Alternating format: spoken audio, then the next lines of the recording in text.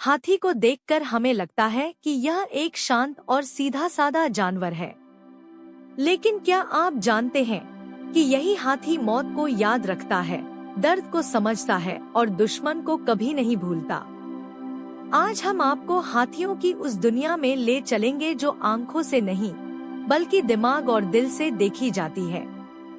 यह कहानी है जंगल के सबसे खामोश लेकिन सबसे खतरनाक दिमाग की।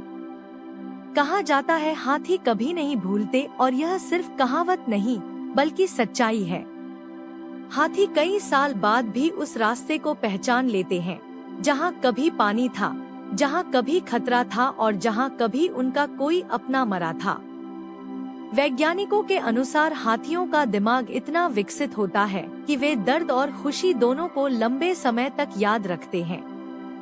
लेकिन सवाल यह है कि अगर हाथी सब कुछ याद रखते हैं, तो क्या वे अपमान और नुकसान भी याद रखते हैं? कुछ इलाकों में हाथी सिर्फ इंसान की आवाज सुनकर आक्रामक हो जाते हैं।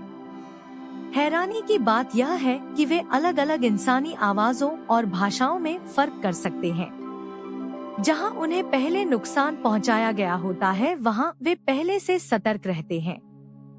यह नफरत नहीं बल्कि सालों से जमा हुआ अनुभव है जिसे हाथी कभी नहीं भूलते।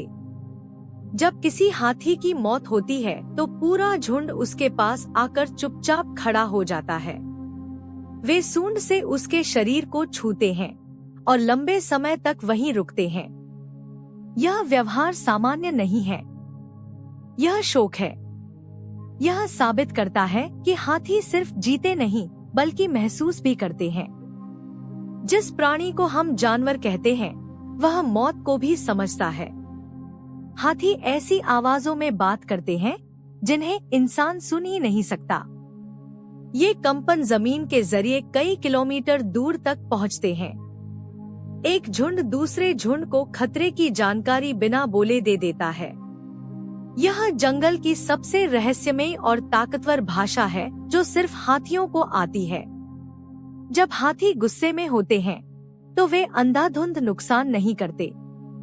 वे उन्हीं जगहों को निशाना बनाते हैं जहां से उन्हें पहले खतरा महसूस हुआ था। कई बार सिर्फ वही घर टूटते हैं जहां से हमला या नुकसान हुआ था। यह संयोग नहीं है, यह याददाश्त है।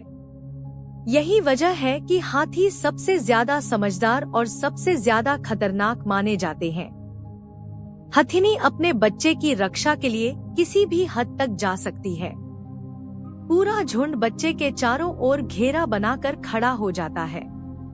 अगर खतरा आए तो सबसे पहले वही सामने आती है। यह सिर्फ जानवरों का समूह नहीं है, यह एक परिवार है जो बिना बोले एक दूसरे को समझता है। हाथियों का सबसे बड़ा रहस्य उनकी ताकत नहीं है, उनका असली रहस्य है उनकी समझ और संवेदनाएं।